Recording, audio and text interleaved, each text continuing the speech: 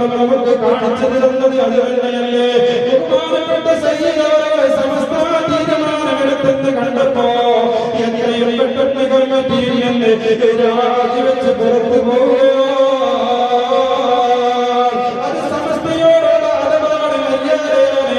കാരണം 40 പണ്ഡിതന്മാർ എന്തെങ്കിലും പറയുക, സമസ്ത ഒരു തീരുമാനമെടുക്കുന്നതിന്റെ ശൈലി നമ്മളിവിടെ പറഞ്ഞുവല്ലോ പ്രിയപ്പെട്ടവരെ. എടുത്ത് ഞാൻ ഒരു തീരുമാനം എടുക്കൂല, എടുത്ത തീരുമാനം പിന്നാലെ എല്ലാവരും ഉറച്ചു തന്നെയാണ്.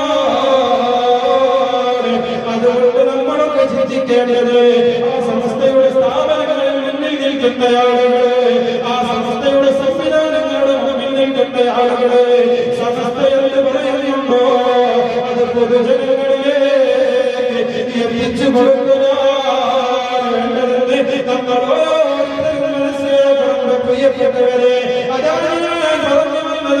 റസൂലുള്ളാഹി സ്വല്ലല്ലാഹു അലൈഹി വസല്ലം തങ്ങളുടെ ഹദീസ് രണ്ട് വിഭാഗം ആളുകളെ സമുദായത്തിലുണ്ട്. ആ സമുദായം നന്നാകാൻ അവർ മതി, ആ സമുദായം ആ നാടും നശിച്ചാൽ അവർ മതി. ഏതൊക്കെയാണ് ആളുകൾ?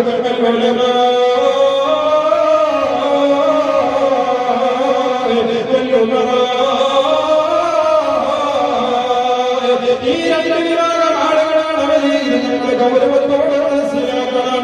ഇവിടെ നമ്മൾ ആർക്ക് പവർ കൂടുതൽ നൽകണം? ഇത് പരിശുദ്ധമായ നമുക്ക് മുമ്പേ വരച്ച് കാണിച്ച് തന്നിട്ടുണ്ടല്ലോ. ഈ മുടയാളുകൾക്ക് എന്തുകൊണ്ടും നമ്മൾ പരിഗണന